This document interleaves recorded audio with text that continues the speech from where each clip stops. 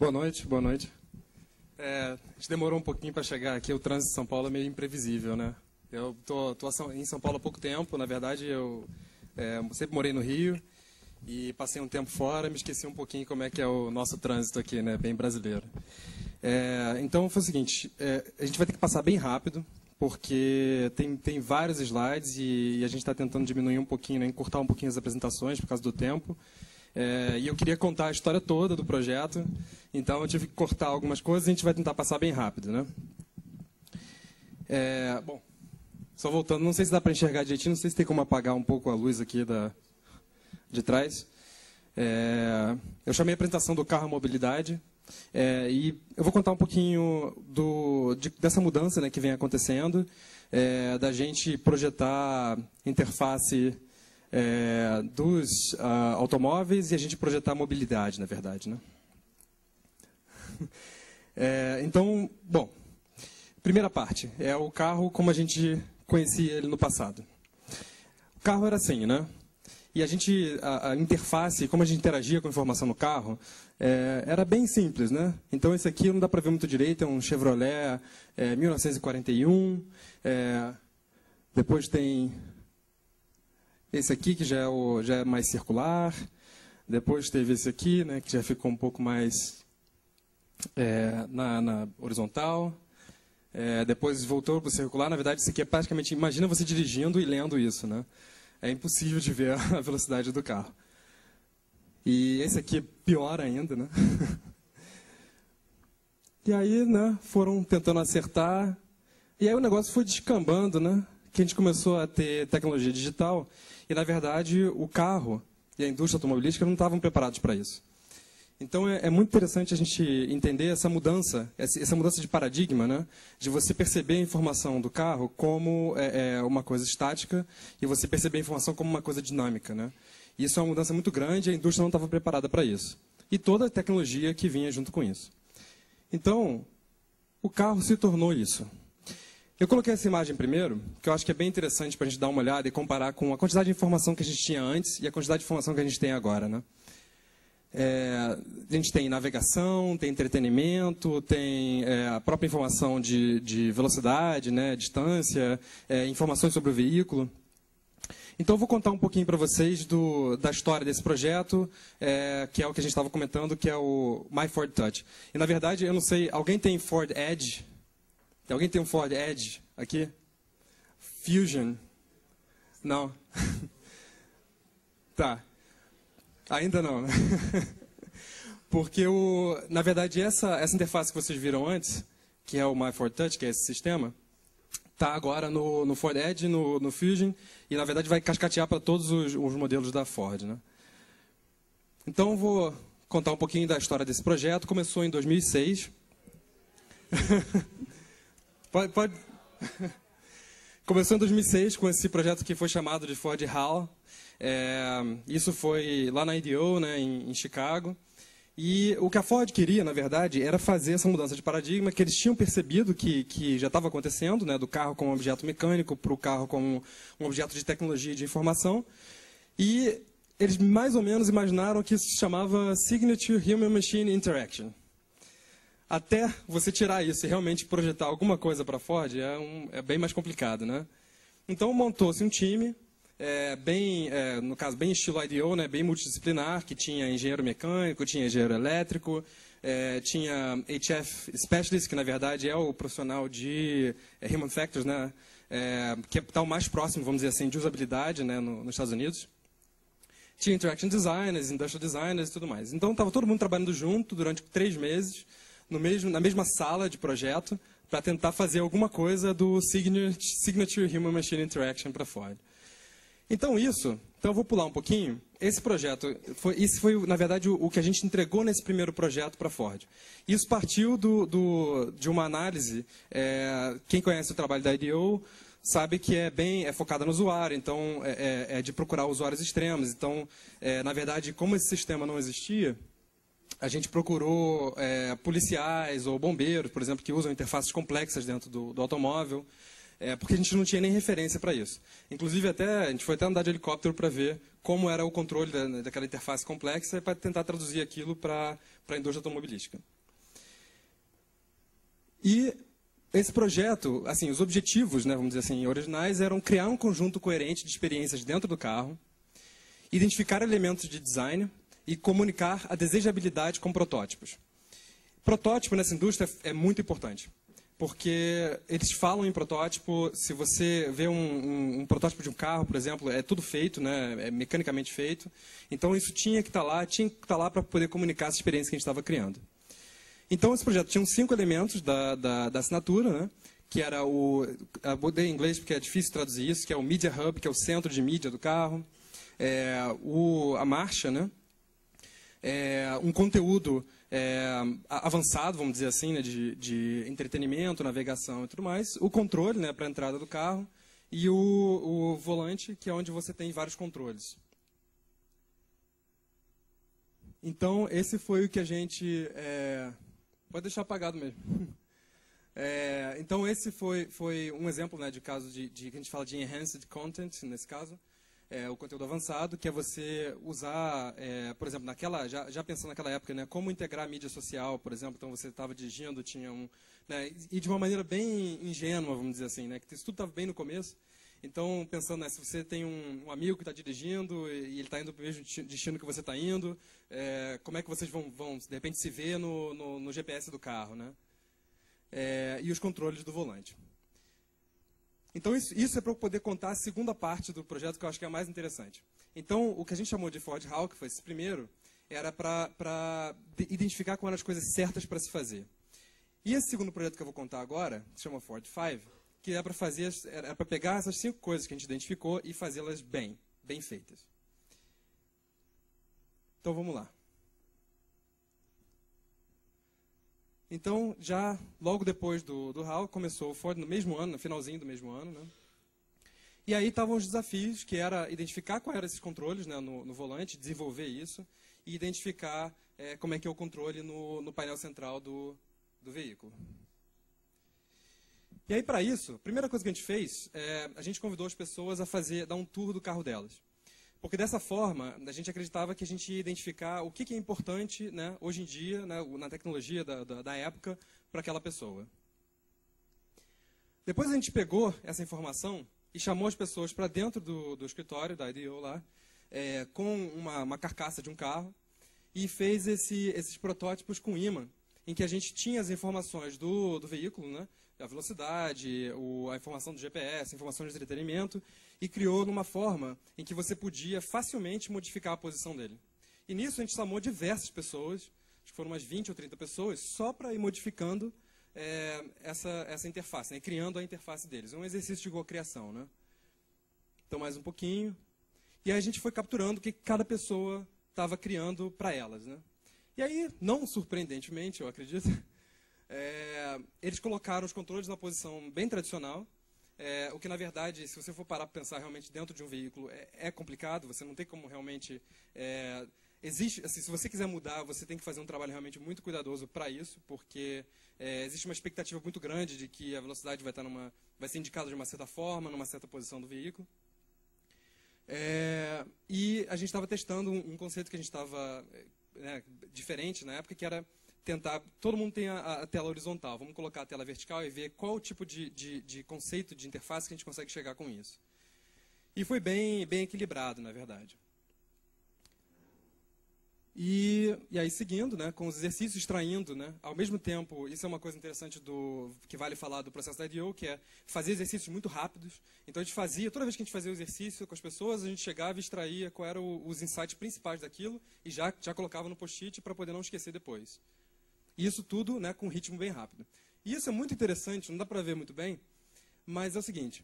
Existia, se você pegar o entretenimento ou navegação, por exemplo, no carro, como não existia um sistema tão complexo na época, o que a gente teve que fazer foi olhar função por função que existia em sistemas separados e juntar isso tudo dentro de uma arquitetura de informação que fazia sentido. Então a gente passou uns bons dias aí discutindo, botando função para cima, função para baixo, descobrindo como que a gente ia criar uma experiência ali de navegação que fazia sentido para as pessoas, né? E aí a gente começou a explorar, num nível mais em detalhe, a interface tangível, no caso, né?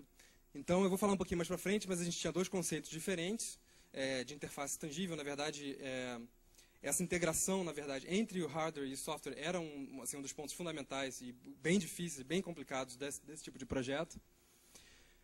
A gente fez umas sessões de brainstorming junto com a Ford para poder tentar identificar com eles o que eles estavam tentando comunicar como modelo de interação nessa interface. Não tinha muita coisa, na verdade.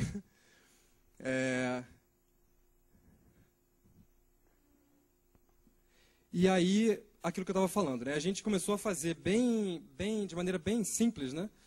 Colocando todas as telas do sistema e imaginando como que ela ia ser controlada por aquele tipo de controle que a gente estava imaginando. Então, nesse caso, você vê, a gente foi criando em post-it mesmo, né? Se você muda o rádio, né, o que acontece? E criando essa navegação do zero de uma forma bem simples, né? E exatamente para poder corrigir, voltar atrás, fazer modificações. E aí um pouquinho desses dois modelos, né, que a gente tinha estabelecido que eram interessantes. Vou falar mais um pouquinho dessa escolha dos modelos para frente.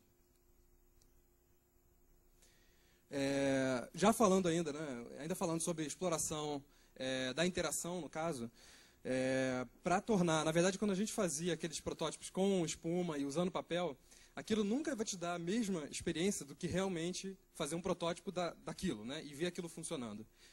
Então a gente foi e, né, juntou vários componentes. A gente comprou, na verdade, caixas e caixas de componentes, controles, switches, botões, knobs e todo tipo diferente, usando o Arduino e conectamos. E aí a gente começou a explorar a interação que existia entre esses controles físicos e os controles digitais e na interface, no caso, na tela, né? Aí falando um pouquinho, né, mostrando um pouquinho dos protótipos, a gente fazia bem assim mesmo, né, juntava um pouquinho as peças, né, os switches e tudo mais, ligava no Arduino, testava, desmontava, fazia de novo, para poder ter experiências diferentes.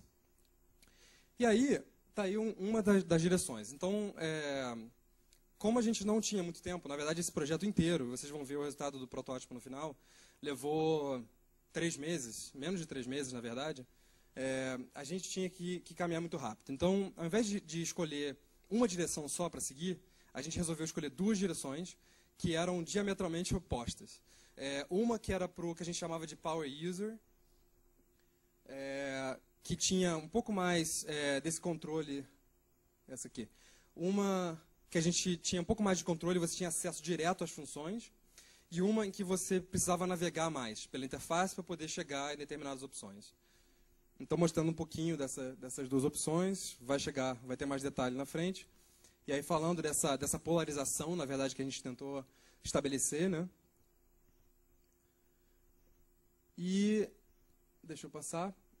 E aí, para testar tudo isso, a gente chegou num ponto em que a gente precisava colocar isso no carro para ter realmente a experiência de usar aquilo dirigindo, né?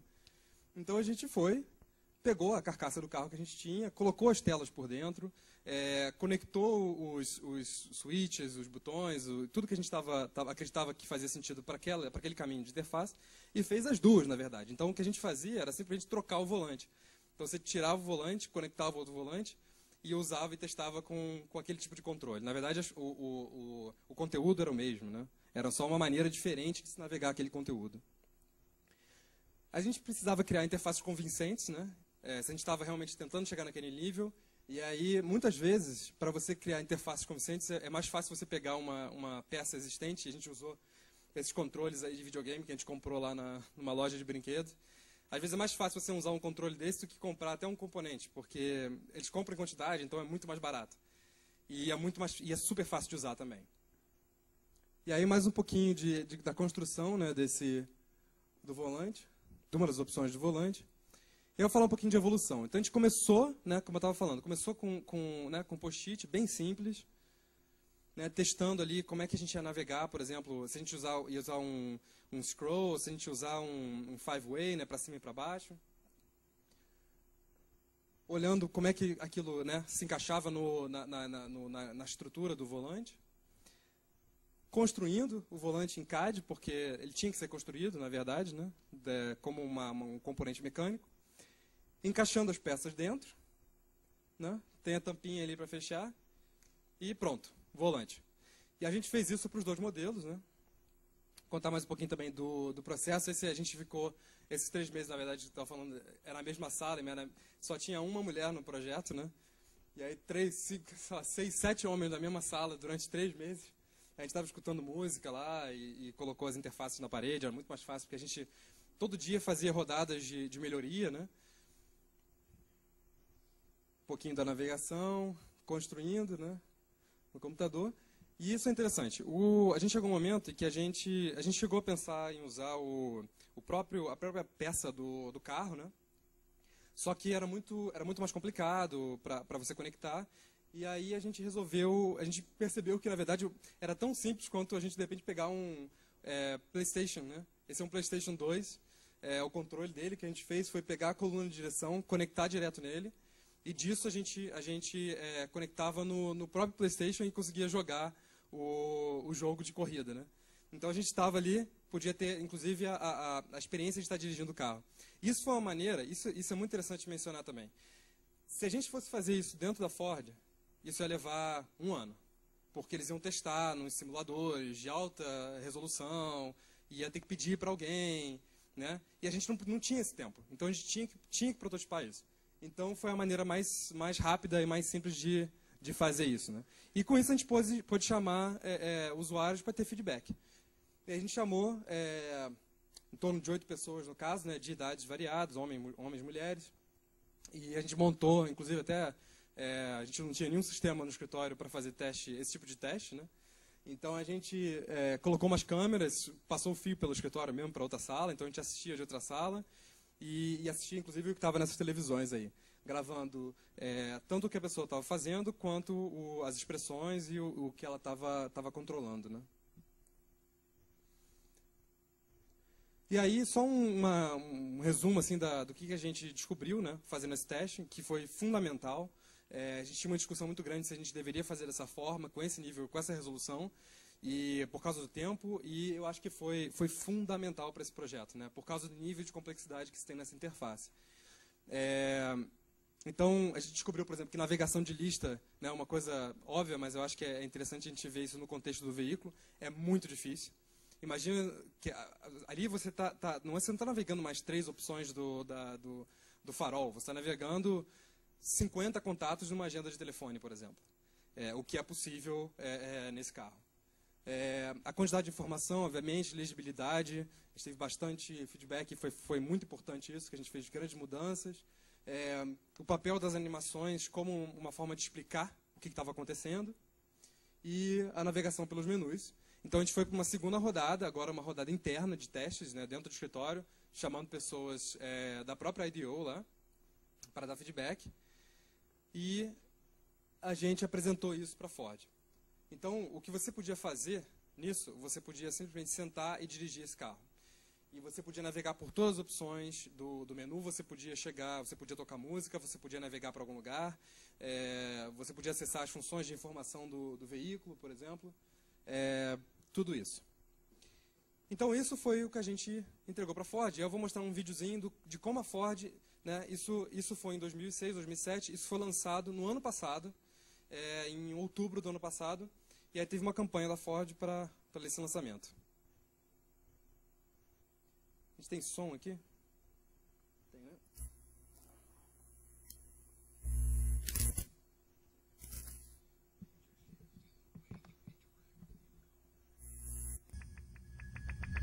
One that not only keeps you connected with the rest of the world, but which bem also corporativo, makes hein? it Já vou easy to avisando. customize your driving experience. Introducing MyFord Touch, Driver Connect technology. It will do for the car what Touch did for the phone. A touch screen you can customize puts the controls at your fingertips. Just simple, intuitive touch. Steering wheel mounted controls let you use the system without taking your hands off the wheel. And 2 customizable displays directly in front of you help you focus on the road. Driver Connect technology makes it easy for you to precisely. Então, eu não vou tocar o vídeo todo, está na internet, vocês podem assistir. Mas eu acho que é interessante mencionar algumas coisas. Se vocês repararem, o que a gente entregou para a Ford era bem simples, né? Tinham 3 abas de navegação, o conteúdo era bem dividido, né? Tinha navegação, tinha entretenimento e tinha mídia. E o que vocês estão vendo aqui, se vocês repararem, tem uma diferença bem grande entre o que você vê no painel, né, do veículo e o que você vê no console, vamos dizer assim. Na verdade, o que acontece aí é o seguinte. Tem muita informação. Tem muita confusão. Navegação se tornou quase impossível, né, de se fazer. E a comunicação deles estava bem distante da realidade. Vocês tiveram a oportunidade de assistir esse vídeo na internet, vocês vão ver que ele é bem voltado para a tecnologia. E aí vieram várias críticas, né? O sistema foi super criticado por várias mídias, né? Exatamente. Mas uma coisa foi reconhecida. Eles tiveram a coragem de ser os primeiros e realmente fazer e trazer essas novas tecnologias. E aí eu vou mostrar um outro vídeo que eu acho muito interessante. As pessoas gostaram do sistema. E aí eles começaram a criar vídeos explicando umas para as outras como usar. E aí isso caiu na internet, né? And it'll actually turn the car into a wireless hotspot so that anyone who's in the car with a laptop or any Wi-Fi device can actually access the internet from any seat. You can add your phone, like in a standard Bluetooth device. Works with sync. Search for sync on your device, then enter the passkey provided. E aí vai. Então tem uma série desses vídeos também de um usuário explicando para o outro. Mas acho que o interessante que a gente vê aí, e aí eu coloquei esse desenho bem rascunho, é que o que foi entregue originalmente para a Ford, na verdade, virou desenvolvimento de várias equipes. Existe uma falta de integração grande, é uma empresa complexa. Então, isso é só uma hipótese, mais ou menos o que aconteceu. E eu acho que isso deixa uma lição muito grande para a gente, na verdade, né? Que que o nosso trabalho, na verdade, não acaba quando a gente faz, né, belos wireframes e a gente acredita que a gente está entregando usabilidade, né, e um conteúdo, né, muito interessante para desenvolvimento, né, pelo cliente e tudo mais. O trabalho não acaba aí. Na verdade, a usabilidade e a gente vê isso, na verdade eu vi isso em vários clientes, e quando você está numa empresa grande, você vê que é tudo muito mais complexo do que a gente imagina, né? Então, só um recado que usabilidade não acaba no wireframe. E aí, aconteceu uma interação entre a Ford e a IDEO, e aí houve algumas mudanças em comunicação, uma revisão do sistema, e eu vou mostrar um pouquinho para vocês. Então, uma grande diferença que vocês vão sentir agora, se vocês forem pesquisar um pouquinho mais sobre esse sistema, é que a comunicação é feita muito mais voltada para a realidade das pessoas e não focada na tecnologia. Então, eu vou colocar um videozinho de como é feita essa comunicação hoje. So he had actually said, I really want to have like a big party for my 30th. Like 30th is a big birthday.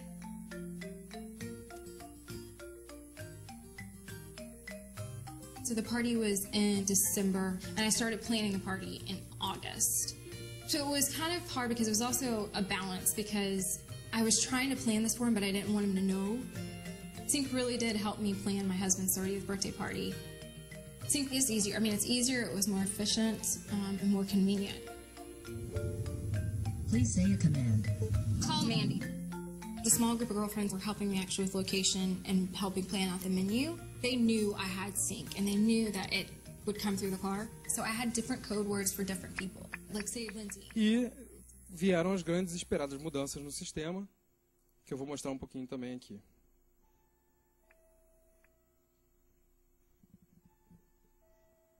Hi, I'm Jennifer Brace, a user interface design engineer at Ford, and I'm inside the 2013 Escape to show you the upgraded My Ford Touch system. It's simpler, faster, and easier to use. And the best part is, this upgrade is going to be available to all of our existing My Ford Touch customers. Let's take a look. Here's the upgraded home screen, and it's got a dashboard design where you've got just the most important information shown in each of the 4 corners. You'll notice that there's larger, bolder fonts, like here in the clock, or here Então in já dá the para climate perceber que section. tiveram algumas mudanças aí bem marcantes, né, no no sistema, que agora já ainda complicado, mas navigation, agora já é bem climate, mais simples and de navegar entertainment. e de interagir, né? We've also gone to larger icons of the most important information. So E isso here, eu acho que é uma história interessante, porque deixa eu voltar aqui. É uma história interessante porque é um aprendizado de uma empresa em como entregar uma experiência de uso, né? E uma experiência usável para as pessoas. E você vê, né? Quantos anos se passaram. E aí agora a gente vai falar um pouquinho do futuro. Na verdade, assim, tudo que a gente, né, fez até hoje, tudo que a gente projetou até hoje em relação à interface com o veículo, isso tudo não serve mais para nada, na verdade, né? Porque a gente está num período de mudança bem grande e eu acho que esse vídeo agora eu acho que expressa bem o que é isso, né? We're entering into a future now, a very exciting one for that matter, of a whole new DNA for the automobile, one based on electricity and hydrogen, which can come from renewable sources, and very, very importantly, automobiles that are literally connected to each other, communicating with each other and everything along the roadway. With this ever-interconnectedness of the world, with this increase in computation power, these new advances like sensors and how to process them. Sensors are so cheap and inexpensive and they're just everywhere that now we have the opportunity to really change the way that we interact with our environment. What we're really beginning to envision here are three internets, three waves of innovation. The first one we've all become familiar with, that's the internet of bits, information, and we use it every day. The second one that's right around the corner is what we call the internet of electricity. Some people call that the smart grid, but now we're going to be able to manage our electricity much more intelligently. The third one is what you might call the mobility internet. Imagine the car being smart enough to interact with the traffic light. So no longer is a traffic light a dumb device. Então, tem uma mudança muito grande acontecendo nesse cenário e eu acho que é interessante. Eu vou colocar algumas imagens só para comentar um pouco isso, que é essa mudança do automóvel, na verdade, como uma célula, né, isolada, para o automóvel como parte de um sistema de mobilidade. Isso, assim, existem vários projetos que já estão acontecendo e, na verdade, isso já existe de uma certa forma. Então, eu vou trazer um pouquinho e mostrar para vocês esse exemplo, que é isso. Até 3 meses atrás eu estava morando na Alemanha e lá eu usava esse sistema, que é um sistema da empresa de trem local, em que você podia, você aluga um carro, inclusive tem um aplicativo, né, para você fazer isso. Você localiza esse veículo, você sabe onde ele está, você vai lá, marca, usa, é super barato. E a mesma coisa existe com bicicletas também. E você pode, se você quiser, você ainda usa o trem deles. Então, assim, a gente está chegando numa realidade que tudo aquilo que a gente viu no projeto da Ford, que começou em 2006, naquela interface, todo o sistema complexo e tudo mais, aquilo já passou. E a gente está num momento em que a gente está indo para uma realidade ainda muito mais complexa. E aí eu vou deixar essa pergunta, né?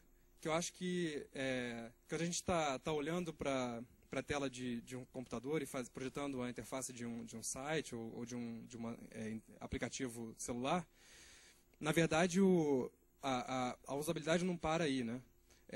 Existe todo um contexto, né? Que é muito mais complexo. Se você está criando, né, nesse caso, a empresa de trem está tentando, eles estão criando um sistema e um serviço que integra 3 meios de transporte diferentes, e na verdade a usabilidade desse serviço ainda é muito mais importante do que a usabilidade do próprio aplicativo em que você vai interagir com esse serviço, né? Então eu queria deixar essa pergunta e terminar a apresentação assim.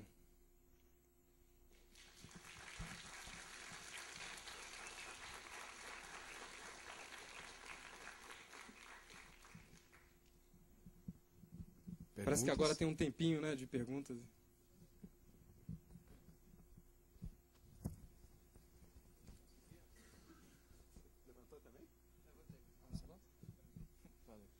Opa, Fabrício, tudo bem?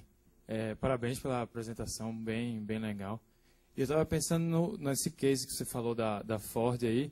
O que é que faltou para, se é que possível, colocar alguma coisa nesse processo para garantir o que vocês haviam pensado na IDO e garantir que isso vá até o mercado? Então, você disse que talvez um wireframe seja suficiente. Tem como? Será que colocando gente de vocês dentro da Ford isso funcionaria melhor? Se você pensou em alguma solução para isso? Não, essa pergunta é muito boa porque, na verdade, eu sei o que aconteceu, mas eu não vou falar. mas existem sim formas de se trabalhar isso. E, na verdade, a gente estava até conversando sobre isso mais cedo.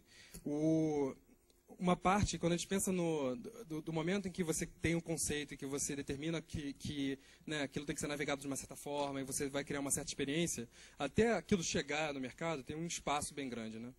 E eu acho que, se a gente for pensar na divisão de tempo, vamos dizer assim, não sei, 20% ou 10% é o trabalho que a gente faz.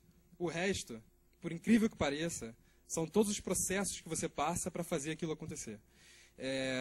E aí, lógico, assim, depende do relacionamento, que no caso, se é uma consultoria, se é do relacionamento que a consultoria tem com o seu cliente, ou então estabelecer já, de repente, do início do projeto, em que vai existir um acompanhamento. De repente, aquilo já é planejado e já entra como um buffer ali de orçamento, né? E aí você fala, não, beleza, nos próximos, sei lá, 12 meses, sei lá, uma vez a cada 2 meses ou de mês em mês eu vou lá fazer uma visita e a gente vai conversar sobre o andamento disso. Existem maneiras, eu acho que a gente tem que ser criativo em relação a isso, né? Cada empresa vai ser caso a caso mesmo, mas é fundamental,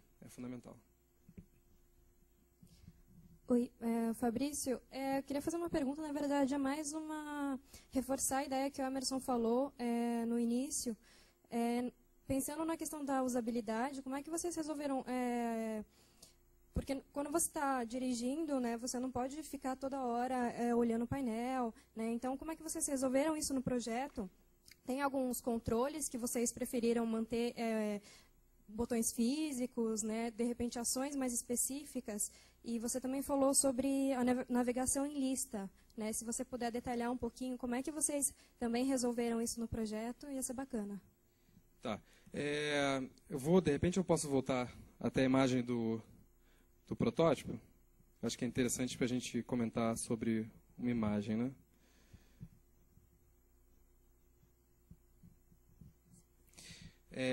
Na verdade, quando a gente imaginou esse sistema, eu acho que uma das coisas que eu acho que me doeu muito de ver é que quando a gente criou isso, se você for reparar, os controles, na verdade, são controles físicos. Então, em momento nenhum, a gente imaginou que... Acho que aqui dá para mostrar. Esses controles aqui de temperatura e tudo mais são controles físicos.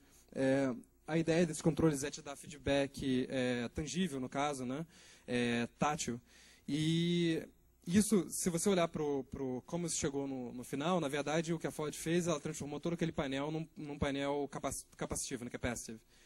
E isso, assim, muda completamente a maneira como você vai né, controlar sei lá, a temperatura ou o volume, porque tudo que você tem feedback, na verdade, se você está dirigindo exatamente, você tem que tocar as coisas, né? Você tem que sentir e modificar dessa forma. Inclusive,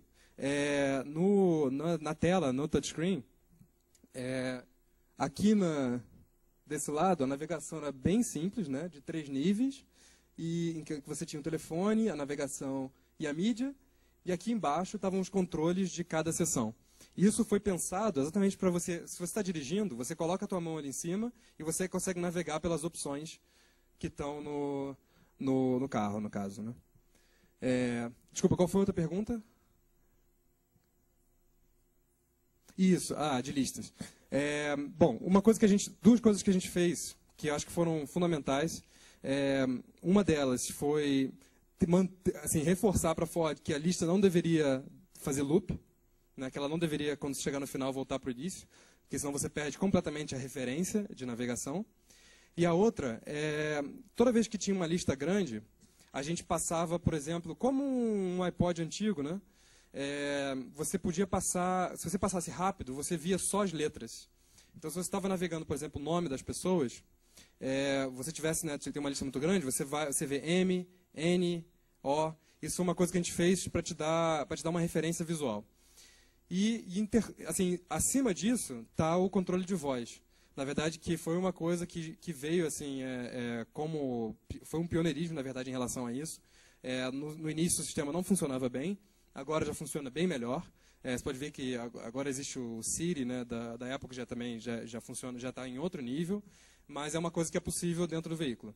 Então, nesse caso, a gente chegou até a casar a voz com o controle manual. Então, se você pede um nome e ele não sabe, ele te apresenta 3 opções que são próximas. Aí você navega entre 3 opções e não entre 50 opções diferentes. Opa, Fabrício. Independente da necessidade de lançar um produto novo, super tecnológico e tal, eu queria saber a sua opinião pessoal entre o primeiro carro que você mostrou e esse último. Qual tem usabilidade melhor? Olha, é difícil de responder, porque assim, a quantidade de informação que você tem é bem diferente também, né? E a quantidade de coisas, de funções e de possibilidades é muito maior quando você tem essa quantidade de funções. Eu acho que a gente não chegou, ou a gente está chegando agora, eu acho, se eu for pensar nos projetos mais recentes, eu acho que a gente está chegando no momento de maturidade nessa indústria, né, que ainda não dá para ver do lado de fora, porque existe, assim, boa parte desses projetos ainda não foi lançado, estão sendo lançados agora, mas ela está chegando no momento de maturidade em que você consegue retirar funções e simplificar a quantidade de coisas que você tem ali do que tentar colocar, né, um monte de coisas que são desnecessárias. Mas, bom, aí entra acho que tem uma discussão bem grande aí, né, de preferência de cada um, né. É o Mac que vai perguntar. Bem, boa noite. Boa noite. Meu nome é Marco Antônio e eu sou deficiente visual, né? Total. E sempre que falo em usabilidade, eu transformo em acessibilidade, né? Por vício mesmo e por necessidade. Então, eu imaginei um carona nesse carro. Um carona com deficiência visual. Ele teria algum acesso, você falou um dos acessos que é possível, que seria o comando de voz, né, que foi melhorado e tal. No iPhone, para mim, é espetacular. Né? Não só o acesso por comando de voz, como o acesso touch, para mim, também está fantástico no iPhone. Então, a minha pergunta é a seguinte: se nesse planejamento todo você já pensa que um carona pode ter deficiência visual e se ele pode ou não ter acesso às funcionalidades que estão disponíveis não para o carro ou a navegabilidade do carro, mas para coisas como temperatura, rádio, enfim, outras coisas que... Esse ponto é muito importante. Inclusive vale mencionar que na interface, na tela, no touchscreen desse carro, não foi pensado. Na verdade, isso acho que estava bem além do que eram as expectativas para um primeiro projeto, no caso, né, dentro dessa indústria, com esse nível de informação. Mas eu acho que isso reforça, né, o que a gente estava falando antes, que quando você substitui, por exemplo, controles físicos do carro por controles capacitivos, né? Você tira a referência que uma pessoa com deficiência visual ou o próprio motorista teriam de navegação ali, de fato. Mas eu acho que ainda se tem muito, na indústria automotiva, em especial, tem-se muito a caminhar, até na própria acessibilidade em geral, né, para o público em geral, quanto mais para uma acessibilidade com um nível mais avançado. Isso aí realmente é um ponto, está em aberto ainda.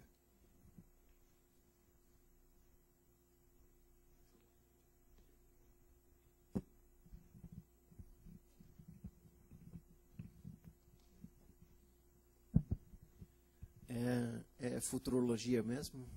Você acha que o volante vai dançar em algum momento? Vai ser drive-by-wire? Vai ser joystick? Hoje em dia existe já uma discussão nesse sentido, né? Existe, certo? Eu acho que... Eu vou ser bem político. Eu acho que isso vai acontecer e depois a gente vai voltar para o volante. Eu acho que isso está na mesma discussão que a gente estava falando lá, né, de colocar ou não essa quantidade de informações no carro, por exemplo. Né? Eu acho que tem duas coisas que são importantes. Primeiro, obviamente, é a tua necessidade individual, né, o teu gosto, né, individual, se você quer realmente aquilo ou se você não quer. E eu acho que isso, a gente... tem sempre tem ciclos, né? E nesses ciclos, eu acho que a gente vai aprendendo e vai ficando mais maduro, né?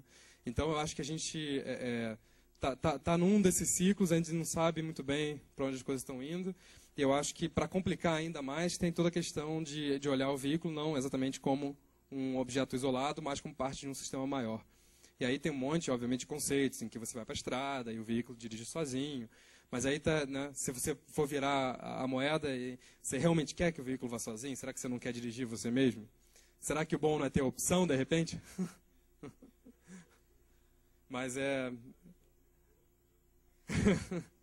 Mas a gente vai descobrir isso. Uma coisa você pode ter certeza.